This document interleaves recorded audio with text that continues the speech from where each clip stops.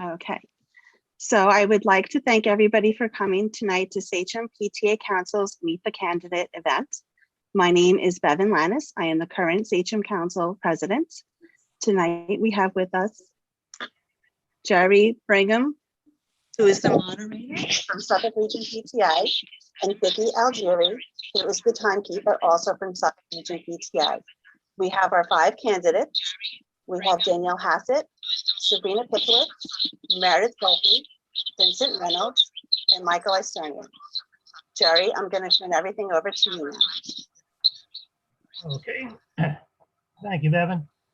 Good evening and welcome to Sachem's Meet the Candidates Night. I'm Gerard Bringman from Suffolk Region PTA, and I will be tonight's moderator.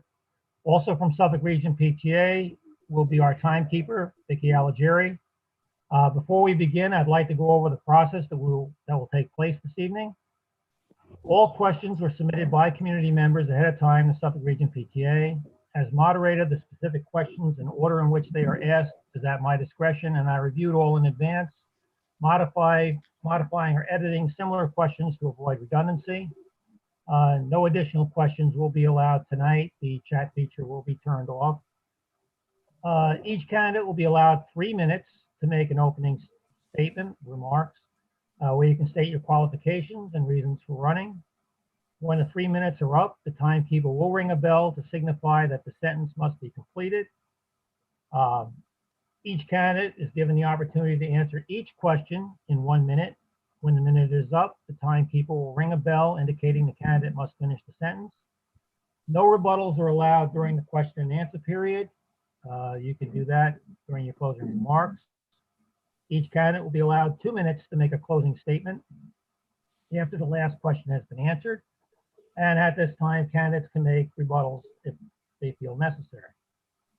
The length of the program, we're going to run till about 9 o'clock this evening. Whatever question that we're on at 8:45 p.m., we'll finish out that question with any candidates who hadn't answered. And then immediately after that, we'll go to your closing remarks for 2 minutes. So that should end us up right around 9 o'clock. The timekeeper will show time remaining before time expires by holding up time cards, well, for the opening statement, time cards indicating 2 minutes, 1 minute, 30 seconds, and 10 seconds remaining. Obviously, when you only have 1 minute to answer a question, you'll get the 30 seconds and the 10 seconds. Opening presentations will be made in alphabetical order. Closing statements will be in reverse order. No literature may be posted on the screen during this meeting by the candidate or the candidate supporters.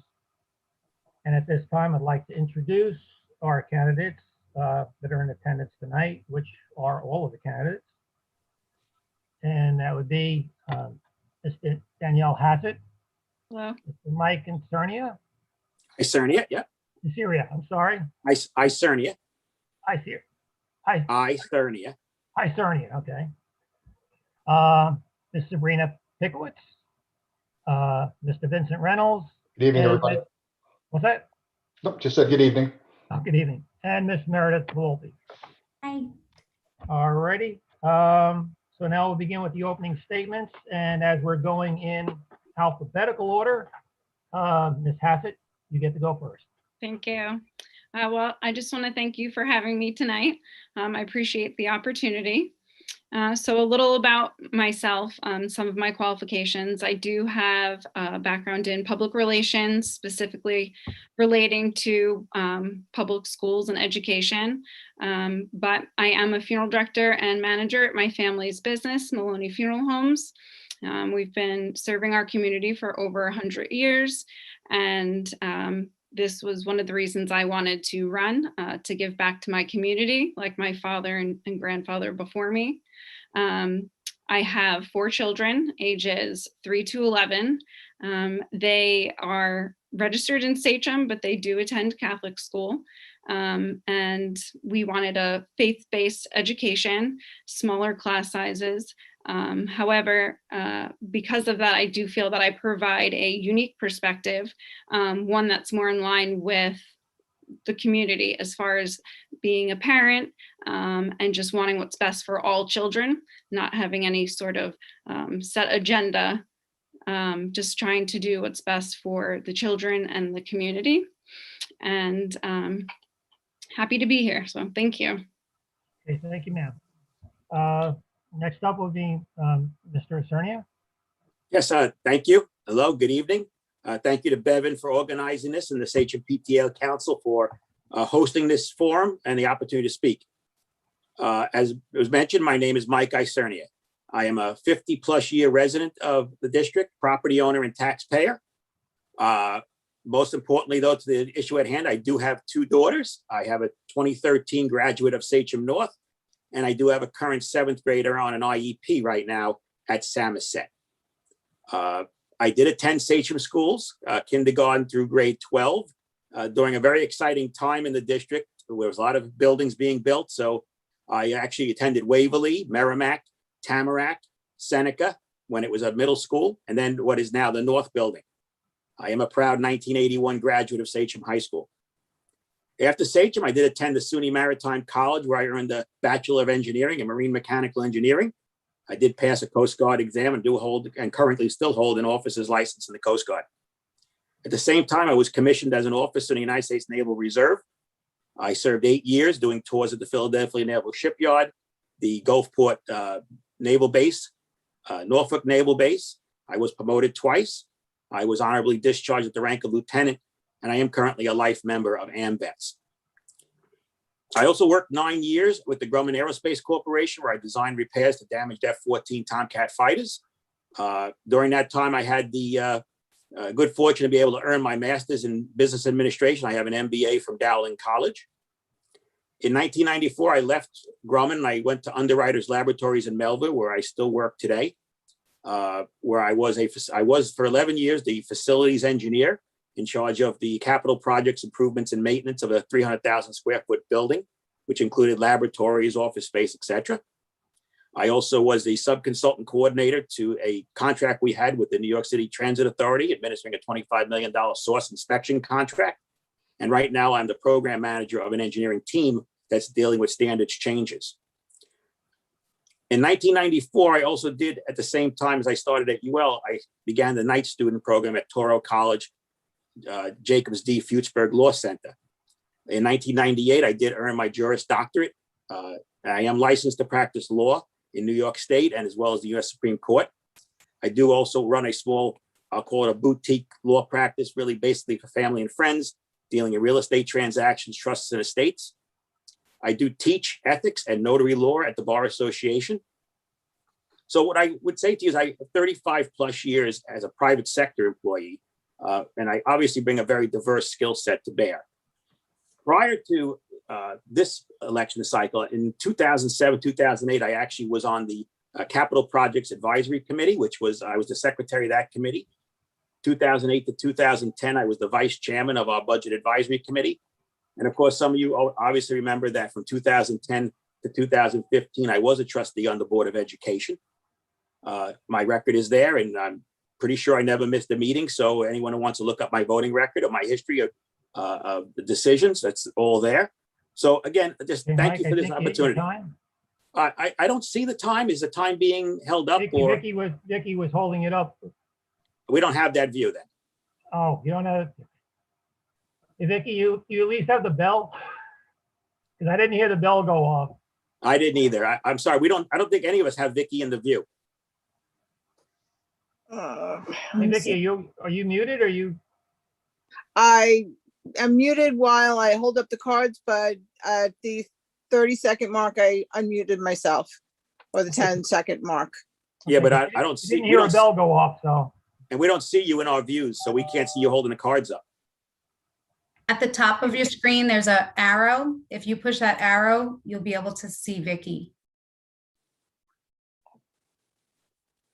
Ah, thank you, Meredith. Oh, thank you. Thank you. Vicky, I did catch that right. His time did run out, right? Yes, it did. All right, I didn't want to rob him of any seconds. All right, thank you, Mike. Next up would be Miss Sabrina Pickowitz. Yes, Pickowitz, thank you. Hello, Sachem community. My name is Sabrina Pickowitz. I am the mother of 2 amazing children. My daughter is in 4th grade at Tamarack, and my son is in 6th grade at Seneca. My husband, Jeff, and I have lived in Holbrook for 14 years. I have taught middle school mathematics for 19 years, and this year I was also a digital mentor for the middle school. I am a Google Workspace for Education trainer, and I have an Apps Master certificate from Stony Brook University. I'm an active community member. I've been involved with the PTA for 7 years. I'm currently the PTA president at Tamarack. I volunteer as a teacher teaching 2 levels at my local church, and I was a committee member on 2 district committees this year. Being the mother of 2 students in our district, I understand the concerns many parents have. We all want the best outcome for our children. I want to ensure that we're giving the most positive and fulfilling experiences to our students. It's my goal to make sure that we have educational programs and policies that benefit all our students while promoting inclusivity in our schools. As the parent of a child with an IEP, I have extensive experience with CSEs, CPSEs, early intervention, and I understand the vital role of advocacy for our children. As an educator, I've developed strong professional skills such as critical thinking, patience, collaboration, organization, time management, and conflict resolution. Beyond these professional skills, I'm very knowledgeable in topics including educational technology, applied digital skills, curriculum development, and social emotional learning. I devote a great deal of my time attending seminars and professional development courses in order to stay current in everything that's going on in education. I've gained a tremendous amount of experience being the president of the PTA. PTA leaders, we understand that a consensus among a unit is essential when making decisions. We work directly with administrators, educators, community members, and it's broadened my understanding of what our students need and that the key to success is collaboration. I want to share my time and talents with our community. I believe my 19 years in education is going to be an asset. And again, all while remaining fiscally responsible. I want to represent various groups within our community. I want people to know that they have a voice in decision-making along with the Board of Education. I believe strengthening the ties between our board and all district stakeholders is extremely important right now. As the mother of current students, I have a personal vested interest in improving the quality of our schools. Other top priorities include maintaining strong fiscal health, improving property values so our community stays desirable, and keeping the taxpayer in mind. Last but not least, I believe in quality education for all our current, and we need to keep in mind our future students that are going to be coming through Sachem. Our students deserve the best possible experience, and I'm confident that I can positively contribute to making that a reality. So thank you. Okay, thank you, ma'am. Next up would be Mr. Vincent Reynolds. Great, thank you. And thank you to the PTA Council for hosting this event. I also just want to thank my fellow candidates for stepping up and putting themselves out there for the benefit of our children. As they know, this is not an easy thing to do, but it's certainly a worthwhile thing to do. So again, just a little about me. I grew up and have lived in Holbrook for 50 years. I'm a graduate of Sachem, the class of 1984. From there, I went on to earn a degree in economics from Stony Brook University. I'm currently, for 30 years, working in the technology industry, where I'm an account executive for a major software company. I manage a book of business in excess of $200 million that covers some of the world's largest financial companies. My wife, Angela, and I are married 29 years, and our daughter is an 8th grader at Seneca, and we'll be moving up to Sachem East in September. I'm running for the trustee position of the Board of Ed because I feel Sachem continues to lag behind other Long Island districts, specifically in the areas of technology and skills development. Skills that are needed to prepare our students for the 21st century economy. As technology advances and drives globalization and digital transformation, we owe it to our students to provide them with a modern 21st century education that's going to prepare them for the next phase of their lives, whether that's college, the trades, military, or any other aspect of the workforce. And technology used in the right way will give our students the skills that they need to compete in the global environment. To achieve that goal, it's imperative we provide our students with access to the right technology and ensure our teaching staff is equipped with the appropriate tools and training. When my daughter started her education at Tamarack, I was fortunate to have an opportunity to participate in many of the activities at school. And this led to the founding of the Tamarack Fathers Club, where I was president for 4 years. I led all the fundraising efforts to give back to the students. In collaboration with the Tamarack administration, the Sachem IT department, and Apple, I negotiated the purchase of iPads that the Fathers Club donated to the school. And this was considered an early pilot program to introduce modern technology devices into the learning process. I've also served on several Board of Education committees over the years, including the Facilities Committee, also known as the School Closing Committee. And I'm a current member of the Sachem Budget Advisory Committee, where this year we drove the efforts to bring the Chromebooks to the district to achieve that 1-to-1 device to student ratio. I've been a softball coach with SIAC for many years, and I'm currently the president of the Birchwood Estates Civic Association. Now, I think Sachem's priorities need to be to ensure that all students, regardless of race, gender, religious, or ethnic backgrounds, feel included, are treated with dignity, and have a safe and welcoming environment to pursue their education and dreams. As a community, I think we have a moral obligation to ensure our policies are enacted to provide equality to all. There should be a focus on local learning that allows the teachers the ability to teach the content the way they feel is best for the students. The teachers, they see these kids every single day, so they can adjust as needed to ensure each child is comprehending the lessons being taught. We need to continue to work towards a 9th period day at the secondary level that will allow for more meaningful electives for our students. And if elected to the Board of Ed, I will drive policies that balance the needs of students and families, teachers and staff, as well as taxpayers. So thank you for the opportunity. Look forward to a good conversation tonight. Okay, thank you, sir. And the last candidate for an opening statement would be Ms. Meredith Wolpe. Hi, thank you for having me. Thank you to the PTA Council. I am the only incumbent currently running for re-election. I've spent the last 34 months serving as a trustee for the Sachem Board of Ed. The reason why I wanted to run the first time and the reason why I'm currently running for re-election is because, unlike my fellow candidates, I unfortunately don't have the educational background that they all have.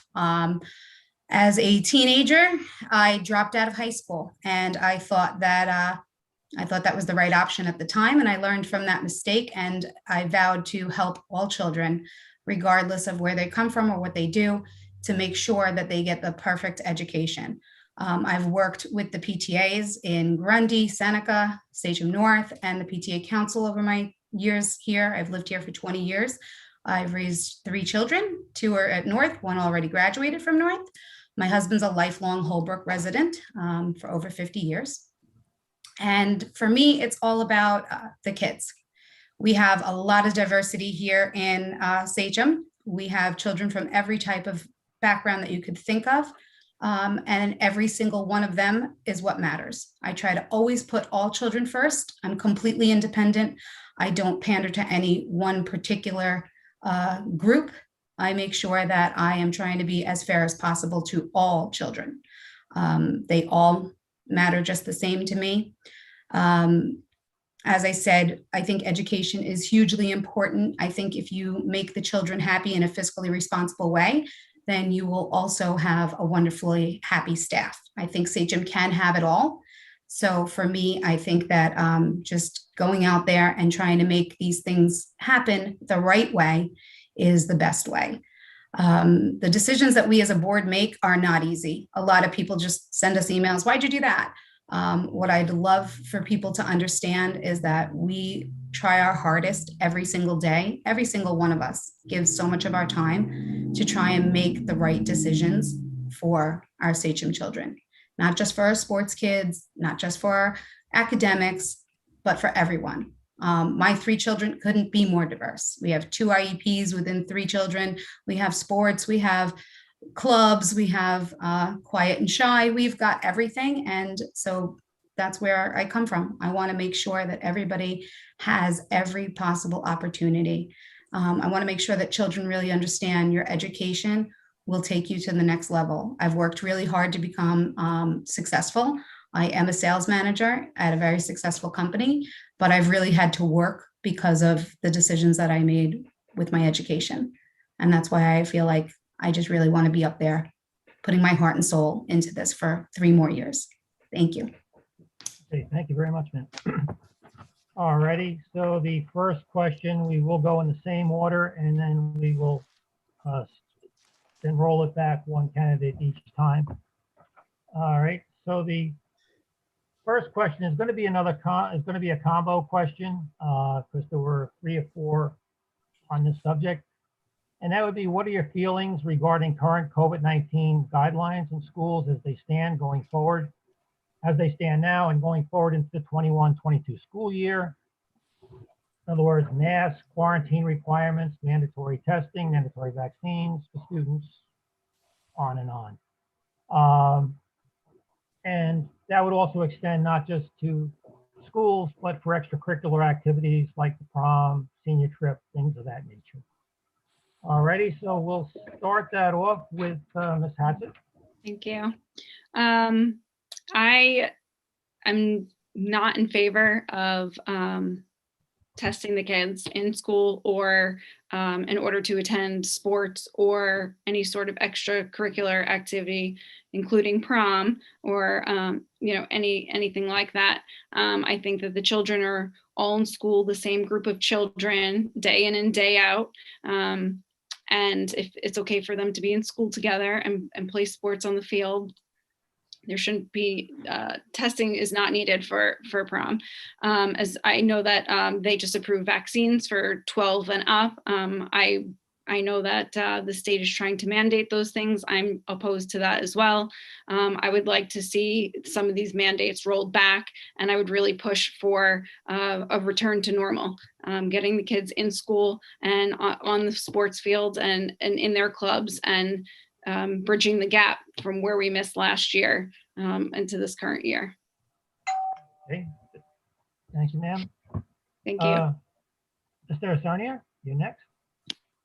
Yes, well, as far as COVID guidelines, we have to remember that the school district is a function of the state, and obviously in the Suffolk County, the Department of Health in Suffolk County. So we do need to adhere to the guidelines they're providing, and as far as masks are concerned. I think that the kids need to get back in the classroom full time. I think we can make that happen safely. I think that we should only be providing remote services in the event a child has to quarantine because state guidelines require them to be home. And I'm sure we could work out a system for that. As far as extracurricular activities, again, guidelines with the social distancing. As Ms. Hassett mentioned, children are going to be eligible to start getting the vaccine if their parents feel that's something they want to do. But I think that's only up for 12 years old and up. So you're still going to have a whole batch of elementary kids that the vaccine wouldn't be available to anyhow. But we have been getting the kids back in the classroom full time as far as remote. I think there's nothing like an in-school face-to-face classroom time. Thank you. All right, thank you, sir. Ms. Pickowitz, you're up next. Yes, I'm in on this, so I'm going to go fast. Number one, I do not believe in testing asymptomatic people. That goes for our students for playing sports and being in school. I think that the guidelines they have set for quarantine right now are absolutely absurd. My son just within the last 2 months have been quarantined twice. You don't understand the effect that has on students, the in and the out, and also the effect it has on the parents, the stresses that go along with it. So we really need to evaluate that. And I think we have to think about choice. I think in terms of the masks, we can go out to eat and we could take our masks out. I was in a communion the other day with all these people without masks sitting at tables. Same thing with our students at their desks. I think we need to survey our community very specifically about where they stand on these issues, even have a community forum, something where we are speaking for the voice of our community and what we want. And I understand that Dr. Pelletier and the board, has to go by Suffolk County Department of Health, but I think our community needs to come together and fight for what's right for our students. All righty, thank you, ma'am. Mr. Reynolds, you're up next. Great. Yep, great, thank you. So look, I don't think anybody likes to wear masks, right? But the goal is to keep the schools open. And I think the only thing the Board of Ed can do is really advocate to the Department of Health, to Sabrina's point, right? Continue to present our case up. With regards to quarantining, I think we need to relook at that, right? Because too many kids are being quarantined for perhaps not the right reasons. Nobody on this committee, on this board here, I believe, is a doctor. So again, we've got to leave that to the medical professionals. But I think as a board, we can advocate up and kind of put the community's position forward, right? I think going forward, hopefully as the springtime, summertime rolls in next year, we'll be through this as more and more people get vaccinated. But again, vaccines, that's a personal choice for the families to decide. I'm against anybody mandating that, but again, that's a family choice. And that's really where I stand on that. Okay, but again, I think the board has to really look at the Department of Health and the CDC and advocate up. Okay. Okay, thank you, sir. Ms. Volpe, you're up next. Sure. So I've been kind of living this on the board for the past year, and I'm very vocal against all of these mandates. I truly believe that our children are being used as pawns here. I don't believe in mandatory vaccination for anyone. I think it's a personal choice. I think, honestly, when you have children that haven't even thought about reproducing yet, and you're putting something in their arm that nobody really has any history on, I think that's absurd. I think that the quarantine rules are absurd. I think that these children should just honestly be left alone to have their education live and in person. If there are families that, for whatever reason, choose to stay home, that is up to them. I believe that we have the technology now, thank God, to be able to afford everyone the opportunity to get the education that they're looking for, whether that's live or remote. And I do feel that, honestly, we need to just get these kids back to a normal, healthy, happy life and move on from there. Okay, thank you very much, ma'am.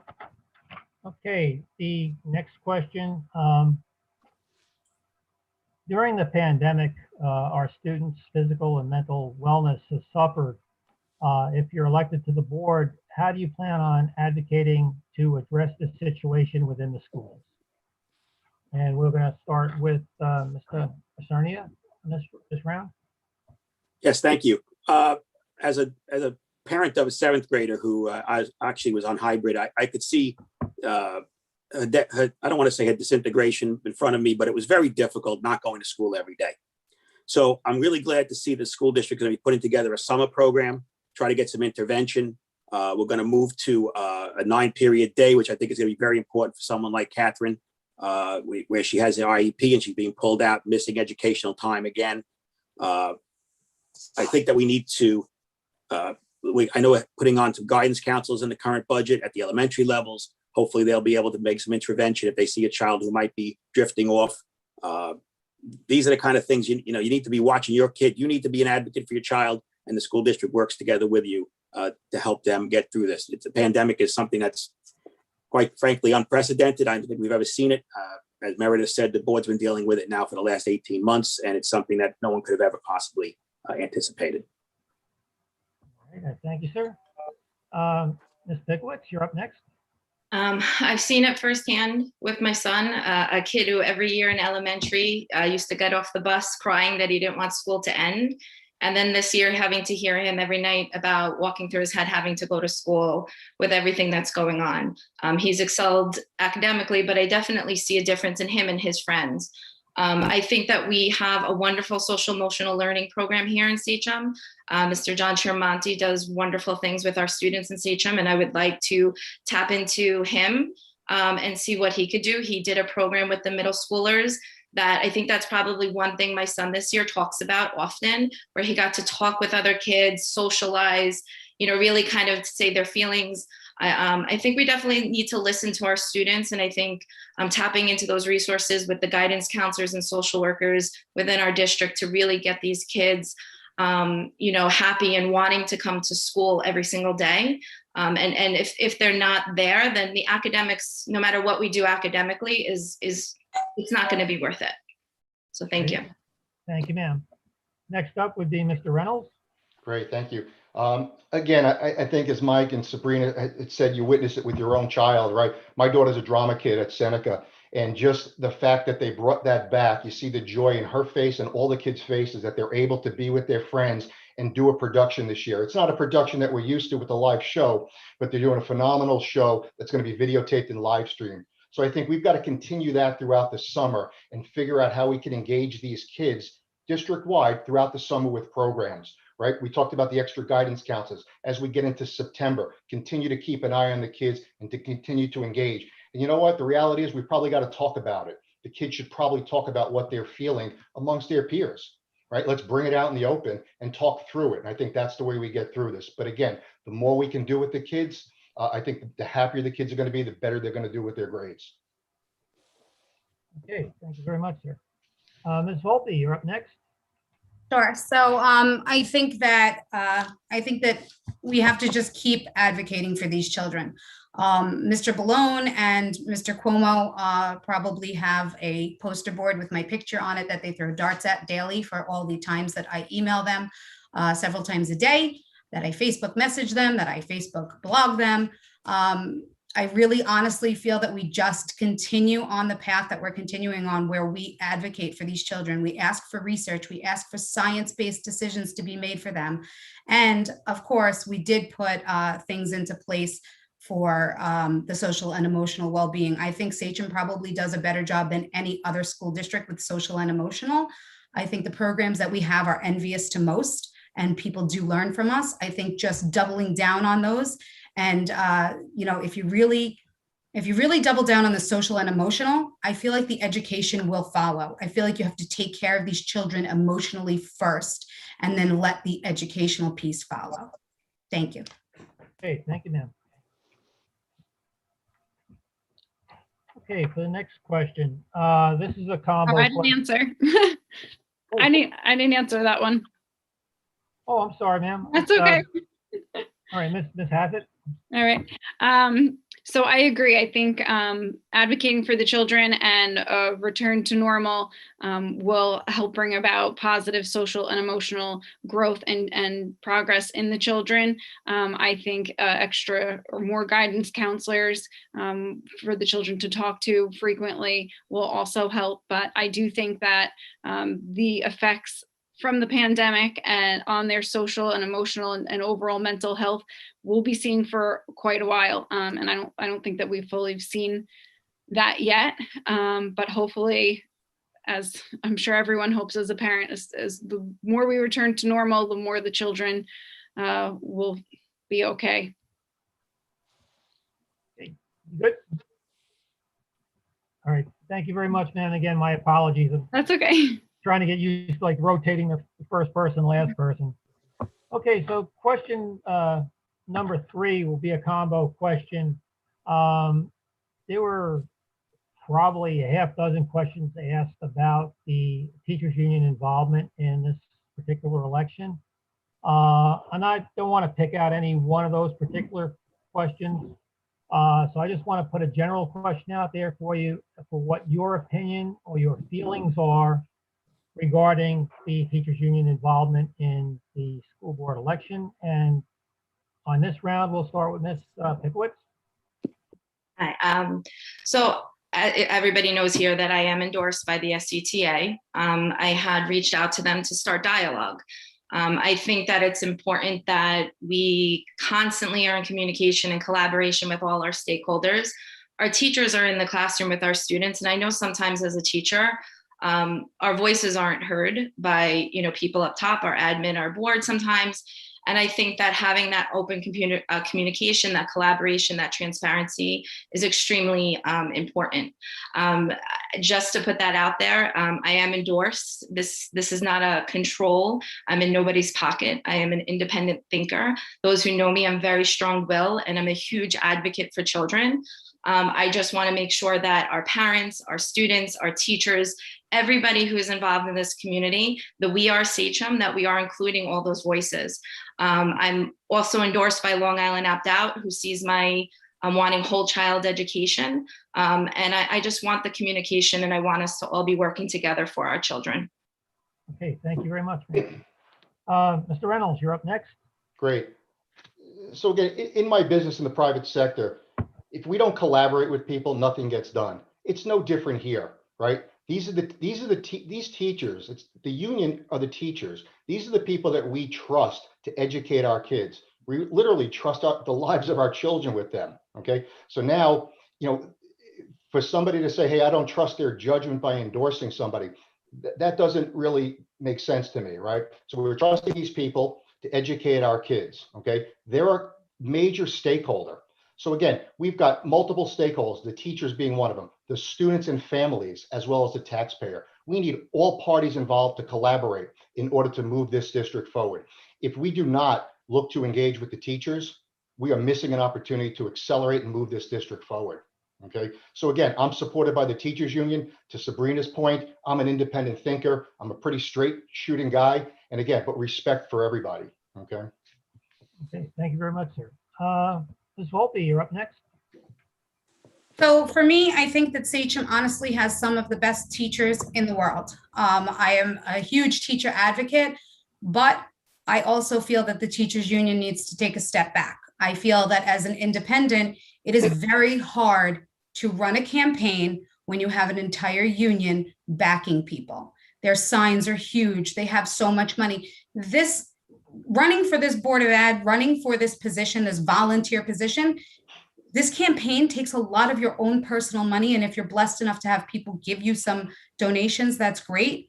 But I just feel it's an unfair advantage when a union of any sort gets involved. I also feel it would be unfair to have 9 endorsed members up on that board of ed. I don't feel that that's in the best interest of every stakeholder. I don't feel that that's collaborative effort, but I do feel that when we are discussing things, that every single stakeholder needs a place at the table, and we need to respect what our teachers do tell us about the education of our children.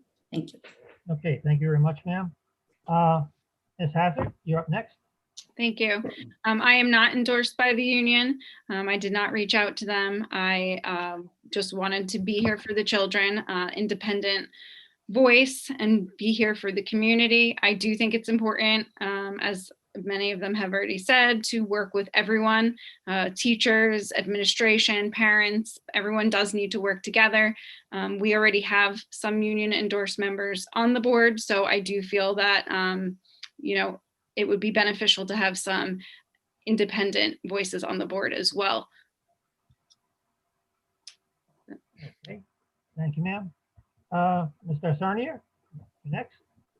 Yeah, well, obviously I had a little past experience, so I was aware of the teachers' endorsement, and I did reach out and spoke to them, and they have a process. In fact, I thought everybody, until I just heard Danielle say that, I thought everyone filled out their survey and went through the process of their interview processing of vetting. I can tell you that I was endorsed in my previous run, and I did not win. So to say the endorsement comes with an automatic win in this situation is it's not true. But I can also tell you in those 5 years that I never once got a call from John Heslin or John Troisi or Frank Scarica telling me which way to vote. I'm an independent thinker. What I do provide is fairness, common sense, open ear. And I think it's good to know that you also have the confidence of our instructional staff. They're the largest CBU in the district. And I think it's good to know that they have confidence I can do the job fairly and equitably across all the stakeholders, and hopefully work together to drive solutions that are good for the children. Okay, thank you, sir. All right, the fourth question is, what does diversity and inclusion mean to you, and how can Sachem better accomplish this in the district? And this question will start with Mr. Reynolds. Great. Thank you. And again, I think I mentioned some of this in my opening statement, right? Diversity, we need to really make it comfortable in an open environment for all people, right? And all means all race, religion, ethnic backgrounds, gender, right? In the corporate world, we've been doing this for years. I've got to go through quarterly training, whether it's diversity or ethics or all of that stuff. So I think the fact that academia is finally catching up is a good thing. I know Sabrina is actually on the diversity committee, so we're heading that way as a district. We need to do more of that, right? Every child should feel comfortable and welcome in the school, no matter who they are. In addition, take it up to the level of staff and teachers. We need to now start increasing, right, and looking at diverse candidates across the board in our hiring practices. So again, those are the things that I'm happy to see Sachem moving in this direction. We need to do more of it and accelerate that pace. Okay, thank you, sir. Ms. Volpe, you're up next. So I was happy to endorse the creation of our diversity task force. I think it's extremely important that we have the diversity task force. I think the work that they do is amazing. What diversity means to me is every shape, size, color, religion, gender, everything that you can think of that makes our students them is diversity. No two students, even our twins, are alike. So we need to make sure that every day these children are going to school and they're seeing something that represents them. It is every single child across the board. And I cannot stress enough that diversity means everyone. It doesn't just mean a select group. It means we are diverse, where we take everyone, every feeling, every thought, into account, and we make sure that we have the best possible school district so every child feels comfortable and gets excited about going to school every day. Thank you. Ma'am. Ms. Hassett, you're up next. Thank you. I think it's important that we represent everyone. We do have a very large and diverse district. The students should feel comfortable in school. They should have representation, but I also firmly believe in, not only equality, but equity, and making sure that all of our students are being helped in the areas that they need to be, and not just, with race, but religion and special education, all areas across the board, inclusion especially as well. I know that we do have this diversity committee, and I think that is a positive step in the right direction. The current climate, this is a big issue and a big topic. And I think it's important that we really look at all of our programs and make sure that everybody is included and we represent everybody. Okay, thank you, ma'am. Mr. Sarnier, you're up next. Yes, well, I'll also reiterate that I think the creation of the diversity task force is obviously a move in the right direction, but I think it's very important that the Board of Education, this community, that we provide an environment that's inclusive for all children. They feel included and safe. I work for a multinational company that spans the globe. I can tell you that our workforce is extremely diverse, and that makes the company that much more successful. So in our hiring practice, I know there was just some guidance that came down from state ed about recruiting and retaining. I think the school district needs to do that. I think also I happen to be the diversity and inclusion rep for my area for veterans. They're another underrepresented group. So the district could look at recruiting and retaining veterans if they can find them in the workforce. I think we need to look at board policies that are non-discriminatory to make sure that we have an open and inclusive society in our school district. Okay, thank you, sir. Ms. Pitkowitz, we'll finish up with you. Yes. So as Vinny had stated before, I was chosen as one of the members of the diversity task force. We've met about 5 or 6 times this year. And it's not funny, but about a month ago, we just received from Betty Rosa from NYSET, and she had kind of said what the state is doing in terms of diversity, inclusion, and equity. And when I read the parts that they're doing, I'm like, Sachem's doing this. We formed a task force. We're having discussions. We came up with a mission statement. And as Meredith said, we talked about not just race, it's race, culture, sexual orientation, everywhere somebody might not feel or might feel like they're in a group and not part of the entire Sachem group. That we have to make children feel included. From when I was a teacher, all the books I read before I started teaching said your kids need to feel included and safe if they're going to learn. And these kids need to feel included in the classroom, in the community. And I see Sachem doing wonderful things. I saw in the high school, they did a culture walk. It's just a lot that's going on in the district, and I hope to see it keep going. Okay, thank you very much. All righty. Question number 5. If you could change one thing immediately in Sachem, the Sachem School District, what would it be? And we'll open this round with Ms. Volpe. Whew, that is not an easy question. Honestly, the one thing, and this is no offense to anyone, but the one thing that I would change is allowing the endorsement of any candidate by any union. I honestly feel that that our teachers are wonderful and they should stick to teaching and telling us what's going on in the classroom and definitely having a voice. But I just honestly feel that when you run a campaign like I am and you're against endorsed candidates, you won't always get the people who are passionate because sometimes they just don't have the money to be able to run one of these campaigns against a union. I think that if we kind of put that all to bed, we would really truly get a bunch of passionate people doing this, and you'd get a lot of diversity in the people that run for the Board of Ed. Okay, That's probably the one thing I'd change right away. All righty. Ms. Hassett, you're up next. Thank you. It is not an easy question. In the immediate change I would love to see, not just in Sachem, across the board, of course, would be with the COVID guidelines and just returning to normal. I know it's not that easy or simple, but I do think Meredith did make a good point as well. As an independent running this campaign on my own, if you're trying to run for the Board of Ed like we are, trying to have a voice and make a difference and make positive changes in the community, it is difficult to get it's difficult to do when you're up against endorsed unions who are paying for it. So I'm not sure that you're getting a fair and representative of board if the union is sponsoring. Okay, thank you. Mr. Cernia, you're up next. Okay, well, I'll take the same leap that Danielle did. Let's presume we're post-pandemic normalcy and we're back to normal. So one of the things I would like to do is, and this was when I was on the board, originally this was an issue. I see it's being an issue now.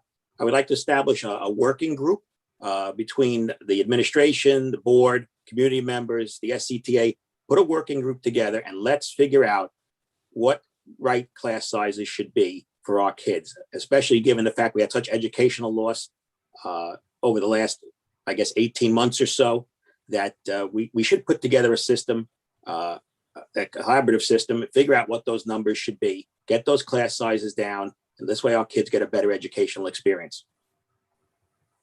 Okay, thank you, sir. Ms. Sir, Pickwick. can you just restate the question one more time for me, please?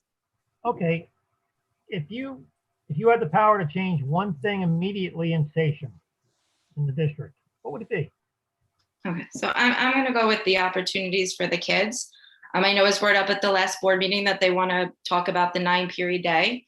I think that's going to bring tremendous amount of opportunities for our children, especially for our special education students. I'm the mother of one of them, and I just had a CSE the other day where I had to make the decision to reduce services and my child not take a language into a year later because there's no room in the schedule. So I think that right away we need to educational opportunities for students with that 9-period day, offering more classes, writing classes. I know that's somewhere my 2 children struggle with. And I think that we need to, look at equity in the terms of our special education students being able to take the same classes and electives that other students do, being that their schedules are filled with services such as speech, resource room, reading, AIS, etc. And I think that's one of the things that is going to probably be on the forefront of if I'm elected. Okay, thank you very much, ma'am. Mr. Reynolds, you're next. Great. Continuing the theme that Sabrina just mentioned, to me, the 9-period day is important. I mentioned it in my opening statement. I think we've got to change that immediately to give the kids more opportunities at the secondary level, more different types of electives that are going to prepare them for the future, such as public speaking. Most people don't take a public speaking class until they get into college. We need to start that now, right? Again, when they get to college, it's not the job market that's competitive, it's also the college. And if they don't go to college, it's the trades, it's all of those things. They need to be able to speak. Technology is good, but I think technology is also deteriorating some skills. So we need to bring that back to the forefront. So it's those types of things that a 9-period day is going to allow for public speaking, maybe for more technology training in the terms of content versus just watching YouTube videos. It's coding, it's things like that we can bring to the table, and a 9-period day is going to allow us to do that. So those are immediate. I think we can do that. Okay, thank you, sir. Okay, the 6th question is, how do you feel that the Sachem School District handled the pandemic and the delivery of educational services during this past year? And we'll start off with Ms. Hassett. So I think in the beginning of it, nobody knew what was going on, and everybody was just trying to scramble and make it work. I believe that come September, they did a great job getting all of the elementary children back in school. Obviously, middle school and high school was hybrid until recently. Could that have worked? Maybe, but I believe that for the remote students that could have been done better, more live streaming and, making sure that every student had what they needed as far as Chromebooks or things like that, because it is difficult and not everyone has access to internet and things like that. So I think that while they did great in some areas, there was definitely room for improvement in others. Okay. Thank you, ma'am. Mr. Cernia, you're up next. Jerry, just restate the question again. Yeah. How do you feel the Sachem School District handled the pandemic and the delivery of education to the students in the last Okay. year? Well, let's begin by saying exactly what Danielle said. This was an unprecedented event, and if you go back to March of last year, March and April last year, I don't want to second guess or Monday morning quarterback the Board of Education, the members at the time. They were dealing with something no one's ever done before. As time progressed, of course, you could see that things became a little more chaotic. I would also think that I think it was obvious that reentry planning was at best static. I think that it posed a lot of problems to the teachers. I think it posed a lot of problems to the kids about hybrid, then not hybrid, then remote, then okay, now we're going back to full time. And I think that itself made for a chaotic experience and situation for the kids as well as the community. Parents having to organize aftercare or when their kids are going to be home, having someone home with them. I think the reentry planning was not handled as well as it could have been. Alrighty, thank you, sir. Ms. Pickwitz, you're up next. I agree. I think that, the reentry plan, I was on the reentry committee. I felt like our voices weren't being listened to. I think that collaboration key that I keep speaking to was not there. And I think if it was, but also we did have the loss of some upper admin during that time, which made it very difficult, in terms of leadership and getting all the planning. I think one thing it did show is, Sachem's lack of technology, and that the ability to other districts were up and running within 2 weeks where we weren't. And I think that, that was brought to the forefront, and I'm glad to see that we are moving in that direction, into this digital age of learning. And I think that going forward with Dr. Pelletieri, I think we have an awesome leader, and I'm excited to see his vision now that kind of COVID, hopefully we're moving along. And I really would, as a board member, love to work with him and his vision and continue moving Sachem forward and just leave all that happened in the past, and let's just make Sachem the best it could be. Okay, thank you, ma'am. Mr. Reynolds, you're up next.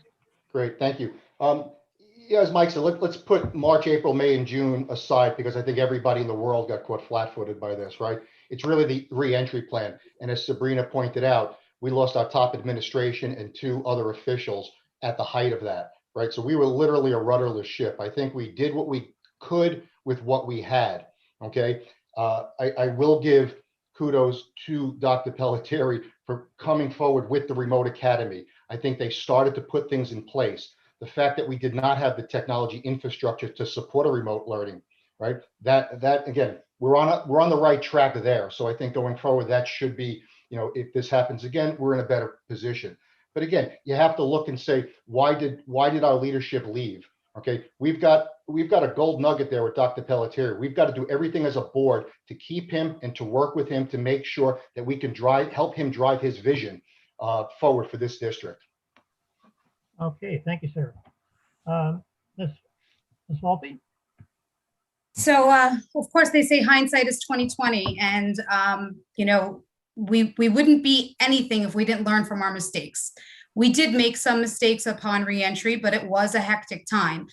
Part of the reason that we did not have the technology needed is because poor decisions had been made by board members previously to that. So we lagged behind in technology big time.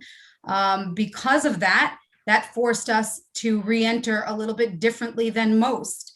Once we really kind of pushed our administration and our technology team to move forward, it started to really gain some traction. And then each one of us advocated for the children, and we really kind of perfected it. I think right now, everybody's back in school, everything's great.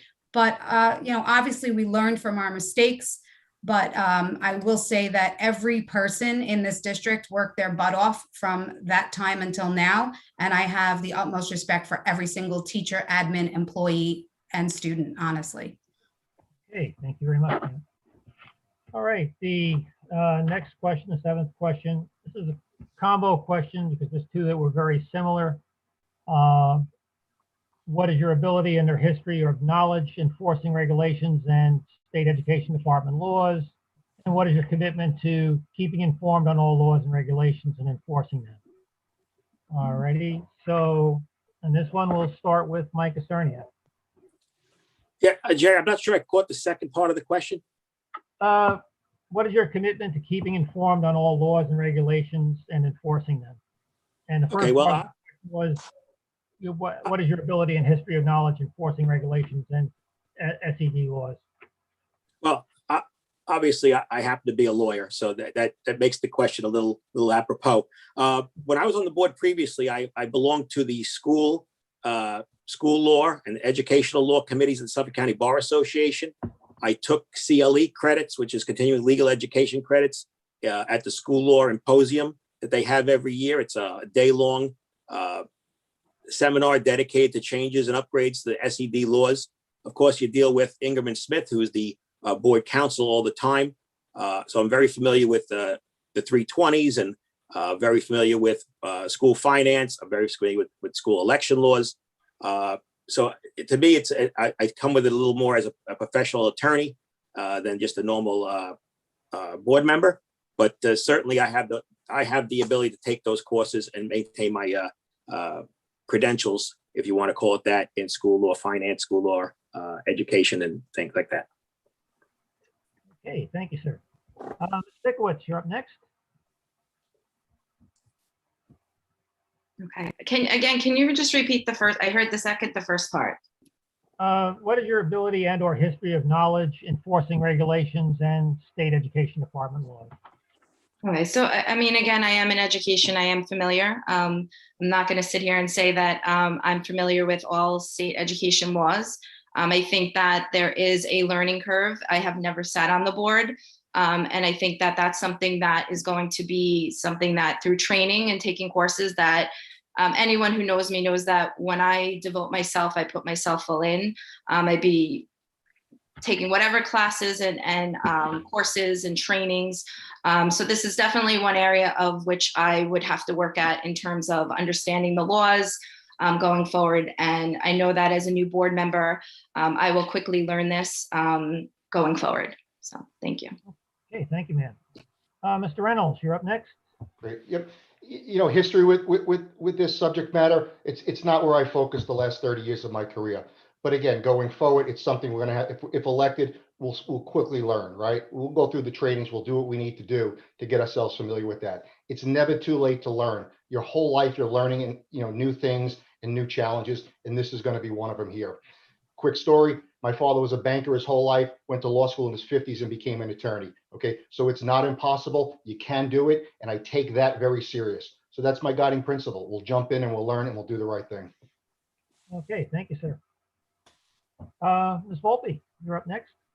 So one of the things that I've learned over the past almost 3 years that I've spent on the board is that being a board member, you get hit with lots of different things. I look at all the NISBA updates.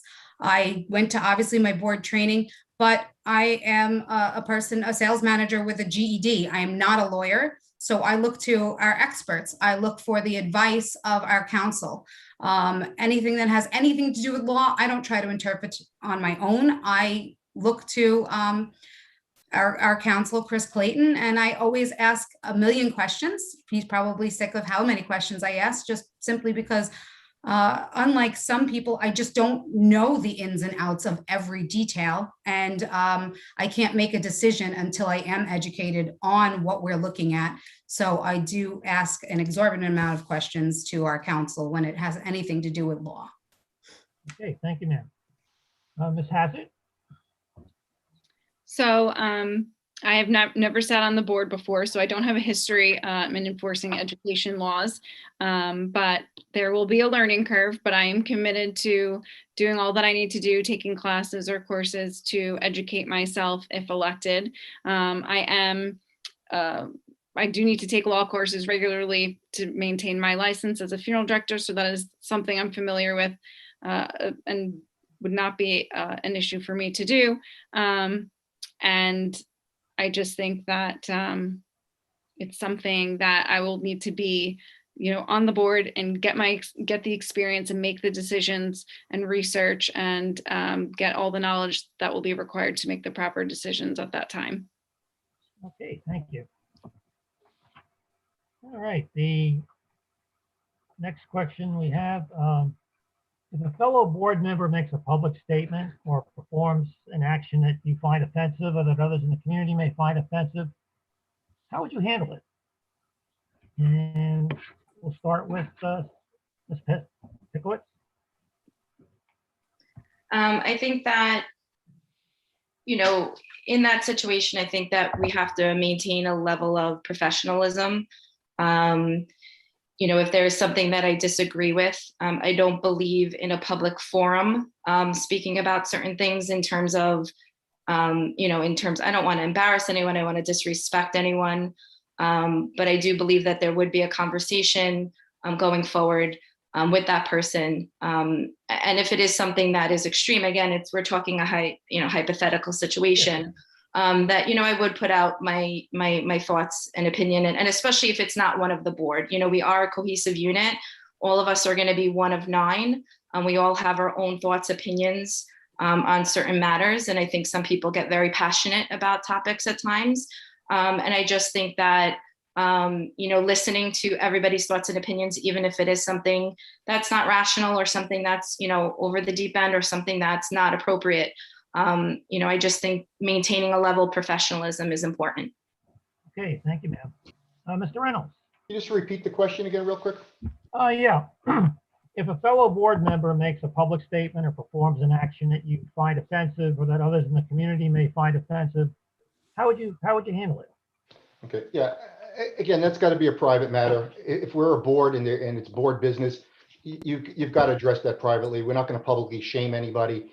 Social media is not where you litigate these types of things. So you've got to bring a certain level of respect to your fellow board members and frankly to the office, to the table. You shouldn't be out there on social media or anything making public derogatory comments. Again, what we talk about as a board, especially in exec session, needs to stay in exec session. But if there's something like that, it's a private matter and you've got to handle it. But again, and I mentioned it earlier, I'm a pretty direct person, but again, you treat everybody with respect. Maybe they had a bad day. You've got to just bring them back in alignment. And that's how I would handle it. Okay, thank you, sir. Ms. Volpe? Sure. So I'm a big advocate for the freedom of speech. And I believe that everyone, regardless of what position they hold anywhere, still has the freedom of speech.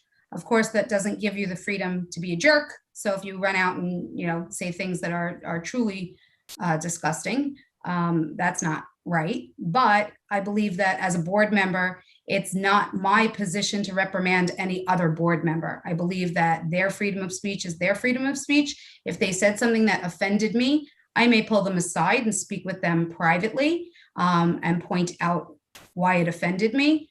And maybe, have a discussion with them, but it's their freedom to speak for themselves.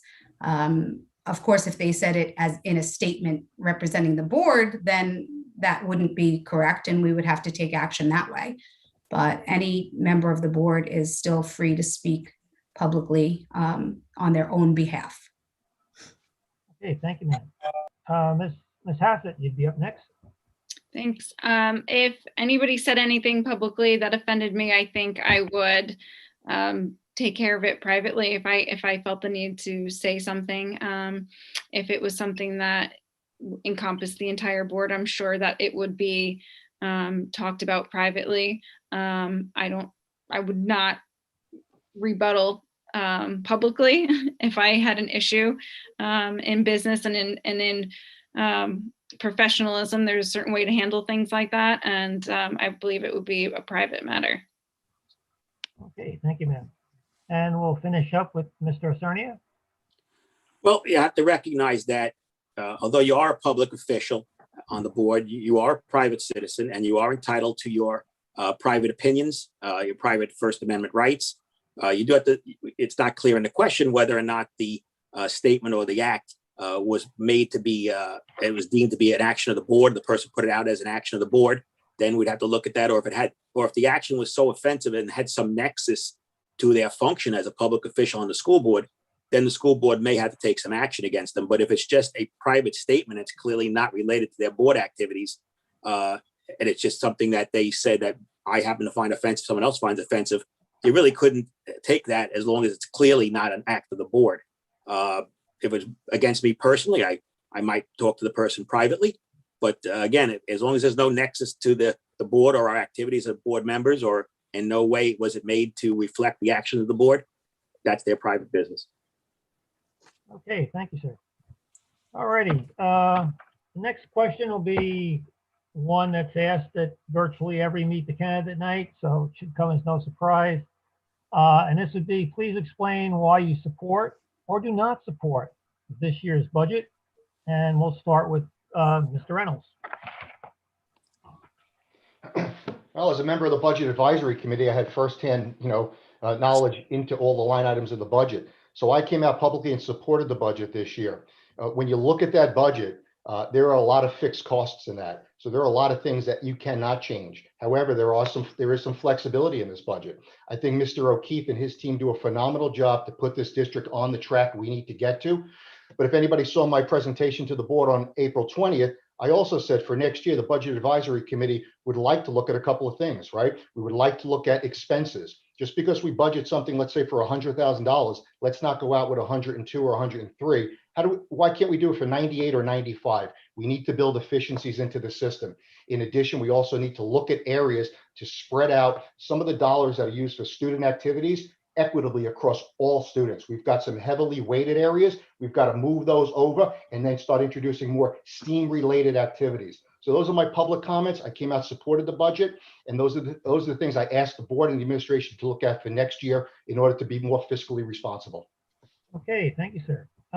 Ms. Volpe, you're next.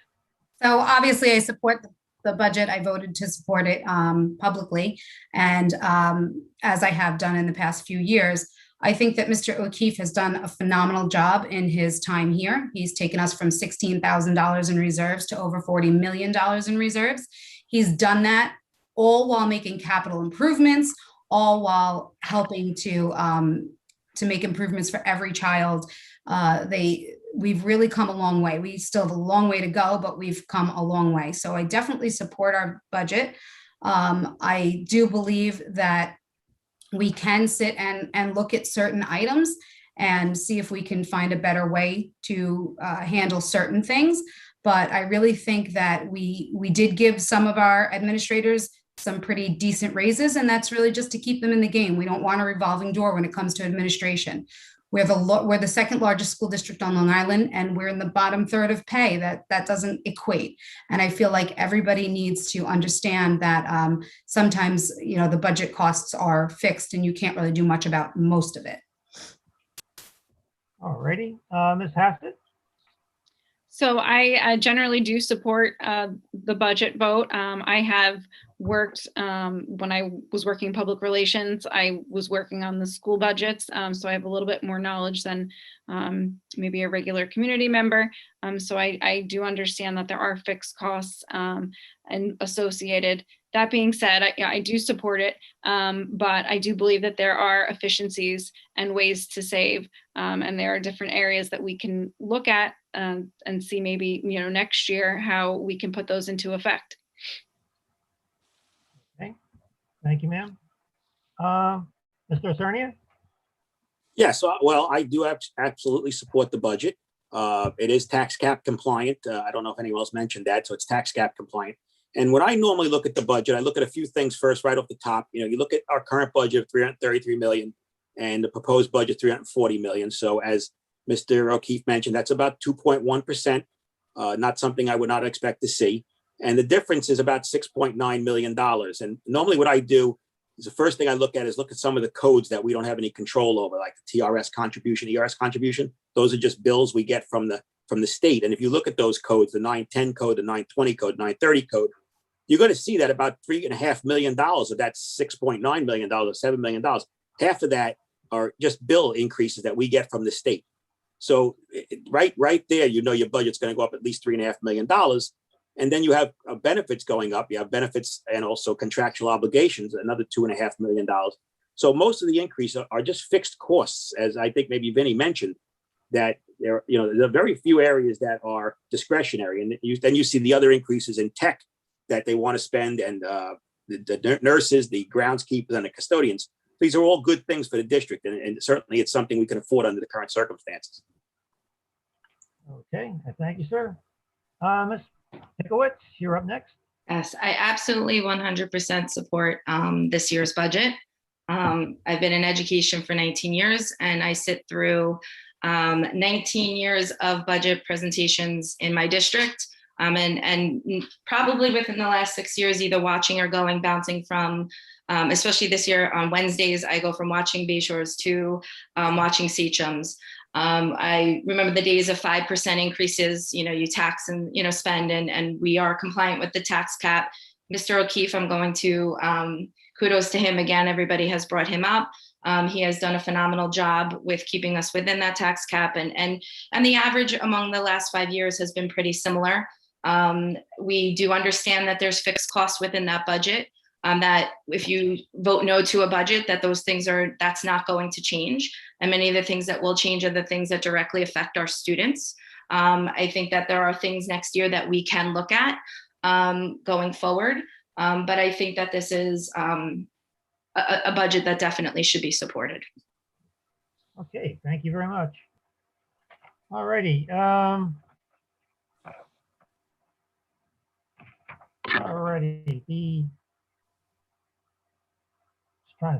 guess we probably have time for one more question, so I'm trying to figure out which might be the best one to ask. All righty, we'll go with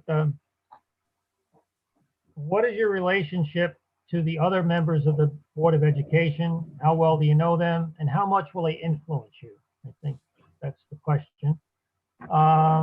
And this one will start with Ms. Volpe. Okay, so obviously I've been working with some of them for 3 years, and some of them for 2 years, and some of them just for a year.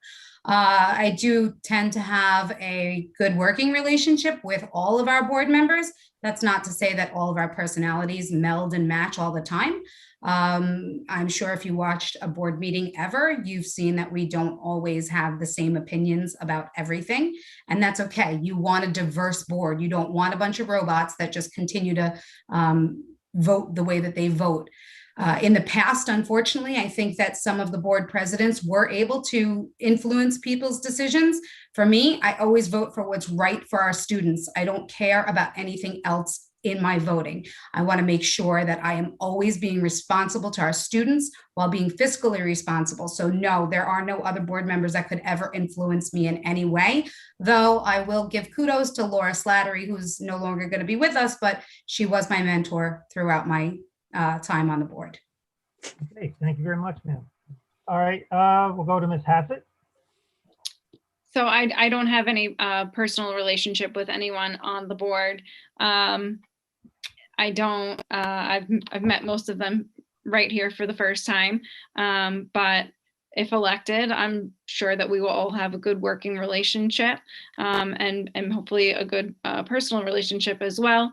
As far as being influenced, I'm pretty opinionated, and I have a strong will, so I'm not too easily influenced to vote for, to have other people influence my vote. I'm really going to listen to the community and vote what's in the best interest of the children. That's the whole reason why I'm here. Okay, thank you, ma'am. Mr. Sarnia, you're up next. Okay, other than obviously generally knowing them as board members, the only person I know personally is Robert Scavo, who I served on the board with from 2010 to 2015. I didn't know anyone else. As far as being influenced by anybody else, I think that's, you could look at my voting record and know that's not the case. I'm a free thinker. I think in terms of what's the best for the children, what's the best for the district, what's the best for the community.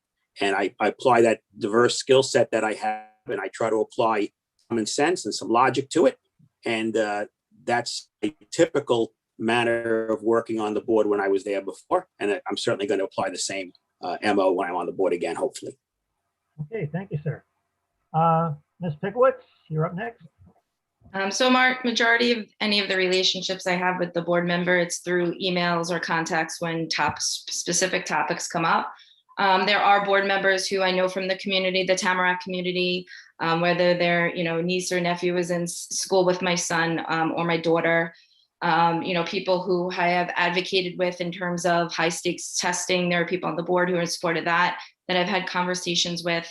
But regardless, I think walking onto the board as being a PTA president, I think it's extremely important with making strong connections and building a sense of respect, earning trust, and making it very clear to each other that we're going to go up there, we're going to be informed, we're going to make decisions, we're hopefully going to come to a consensus, and if not, we are going to be respectful of each other's thoughts and opinions going forward, and then being able to then move on and not take things personally, and just make sure that whatever decisions we're making is 100% for the children of Sachem. Okay, thank you very much, ma'am. And we'll close this out with Mr. Reynolds. Great. As far as relationship with board members, yeah, I know some of them throughout the years just from serving on the committees. I'd met Meredith at Seneca, and then we served initially on the Budget Advisory Committee last year. Jim Kiernan, I met him on the Facilities Committee. Laura Flattery on the Facilities Committee. Rob Scavo's 2 kids of my daughter's age. So through Tamarack, I got to know Rob a little bit over the years. At our Applebee's breakfast with the teachers, he ran the kitchen, I ran the front desk. He was part of our Fathers Club. So again, from a relationship perspective, it's mostly just acquaintances through the school district, right? As far as anybody influencing my decision, those who know me know I'm a very independent thinker. I'm a man of principle. I do what I think is right based on the input that I'm gathering, right? So from a board perspective, it's all about working in collaboration with people to try to get the best possible outcome for our students. So from an influence perspective, there's going to be no undue influence. I'm a pretty independent thinker, as I said, and I can make decisions. Okay, very good, sir. All right, it is now 8:48. We want to finish up by 10 o'clock, by 9 o'clock. So we'll go at this point, we'll go to closing statements. We're going to be going in reverse alphabetical order. So the first opening statement goes to Ms. Volpe. So I believe with my whole heart that your children are our future. I believe that they need to be taken care of. In my years on the board and the Budget Advisory Committee, I've brought the attention necessary for a 9th period day, and that is in the works. I have continuously decreased class sizes through my work with the administrators and the current board. We have advocated for professional development for staff. The diversity task force is something that I was involved in bringing to fruition. I believe that being inclusive to all stakeholders is extremely important. I believe in being a voice for all children. I don't want any child left behind or left out. And I believe that even though we've come leaps and bounds with our SEL program, our social emotional learning, we still can really definitely double down and have a lot more work ahead of us. I believe strongly that putting all children first all the time will bring the positive morale to Sachem that will then ensue that we have the happiest possible staff. And doing all of this while being fiscally responsible will also ensure that we keep our property values high. So whether you have a child in Sachem or not, my personal beliefs of kids first and all children will make sure that every single community member in Sachem gets the best possible experience that they can have living in this great community. Thanks, everyone. Okay, thank you very much, ma'am. Mr. Reynolds, you're up next.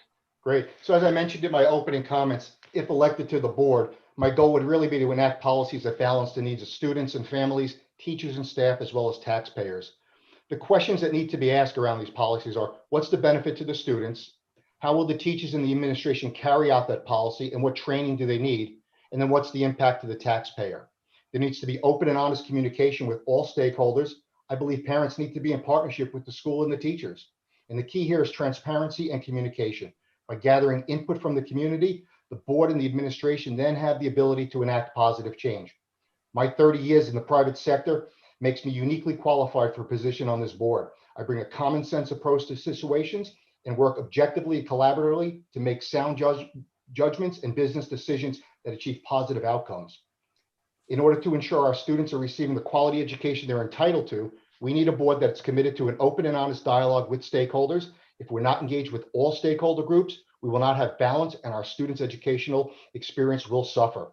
I'd be honored to serve on the Sachem board and hope to earn your confidence and your vote on May 18th. Thank you, and I certainly appreciate the opportunity to speak with everybody tonight. All right, thank you, sir. Ms. Pickowicz, you're up next. Great, thank you. I want to thank everyone who was involved with making this happen tonight, the Sachem PTA Council, Suffolk Region PTA. I appreciate it. I like that people are able to see us and see what we are all really about. I want to thank all the candidates. I mean, I'm a voter too, so it was really great to hear everybody's thoughts and opinions and vision for Sachem, because my two kids are part of this district and you're going to be making decisions for them, hopefully with me on the board. So this was great to hear all of your opinions. Clearly, we also love Sachem and we want Sachem to be the best it can. I promise that I'm going to advocate for your children. We need to also remember that we need to keep strong fiscal health and keep that going, making decisions that are sustainable over time. We need to continue looking at the mental health of our students through expanding our social emotional learning classes. We need to make sure that we're looking at learning loss in terms of bringing back AIS. I know in the elementary, a lot of that was kind of used to make classes smaller in order to, with the guidelines of COVID. The 9-period day is essential, especially for our special ed students. And then kids who just want to take electives to just expand themselves, make them more marketable to going to college. Writing classes from K to 12. The math curriculum that we use too is something that was in response to Common Core. We need to discuss the gen ed standards that are coming through with science. The technology piece I'm so excited about. I am a tech person, I'm a Google for Education person. So talking about typing classes, app design, looking at digital mentors, empowering our students' voices throughout, making sure we're listening to them and what they need, what they want, looking at diversity, inclusion, and equity, making sure all our students feel that they're receiving the best education and the most opportunities possible. I do want to bring up the endorsement again, just to clarify, because I know that it's been brought up a few times here. You know, anybody is allowed to reach out to the SCTA to be endorsed. And I also want to know that when we did interview, it was an extensive 22 questions. It was a long process.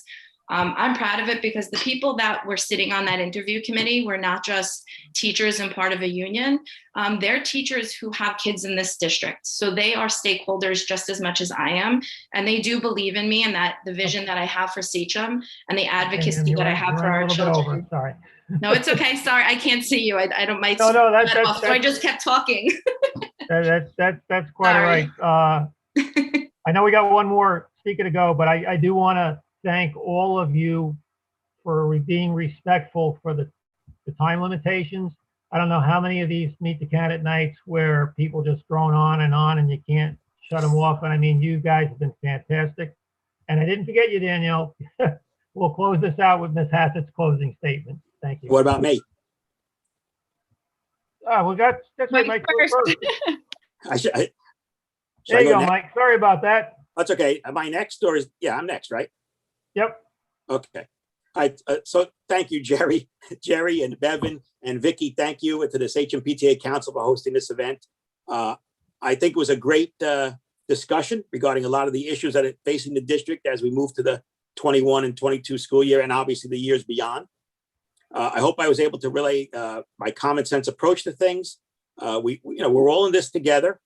We have one goal, and that's to provide the best educational experiences, opportunities we can for our kids to help them prepare for the next part of their life. Our success in working together as a community the success of that is critical to their success as they prepare for whatever they choose to do, whether it's a 4-year school, a 2-year school, work, military, whatever they decide to do. We want to make them as best prepared as we can. So that being said, this Sachem alum and father of 2 is asking for your vote on May 18th. But let me say that whether I've earned your vote or not, please exercise your right to vote. it's a important, it's an important part of our great country that we live in. And if you can, take your children to the polls with you. Let them see how important it is to vote and have the not only the obligation, but the freedom to choose our elected officials. So I'll let that be. Let me just close by saying that I am looking forward to the chance to represent this community. And I hope you will grant me that privilege again on May 18th. So thank you. Be well, be safe, and God bless. All right, thank you, sir. And Ms. Hassett, we'll close it out with you. Thank you. And thank you for hosting this tonight. And it was nice to meet all the candidates. It was a good discussion. And I feel like I learned a lot. So thank you for this opportunity. You know, I would love the privilege to give back to my community and put the kids first and, you know, be the independent voice that I think that we need. I have, you know, business experience, budgets, finances, and I feel like that could be helpful in regards to the budget and saving. And I'm really just here for the children and the community and to be a voice for you. So I would appreciate your vote on May 18th. Thank you. Okay, thank you very much. I'd like to commend everybody here tonight for stepping up to offer your services to the Sachem community. I think no matter what 3 individuals get chosen, I think Sachem's going to be in pretty good shape with board members. And I want to thank you for bearing with me. I'm a bit of a technosaur. This is the first time I've done a lot of Meet the Candidate nights. This is the first time I've ever done one remotely. So I'm just kind of like scrambling a little bit here. Oh, great job. I'm stealing that term. I like that. A technosaur. Technosaur, That's a good yeah. one. So I want to thank everybody. Devin, did you want to come on, say anything before we close, or? Hi, Jerry. Thank you. Oh, there we go. I just want to thank you and Vicky again for moderating and keeping time tonight. I'd like to thank the 5 candidates for taking the time to come and attend this event. I would wish everybody good luck and remind the community to go out and vote next week on May 18th. Thank you. Thank you, Bevan. Thank you. Good luck, everybody. Thank you, everybody. Thank Good you. luck to you.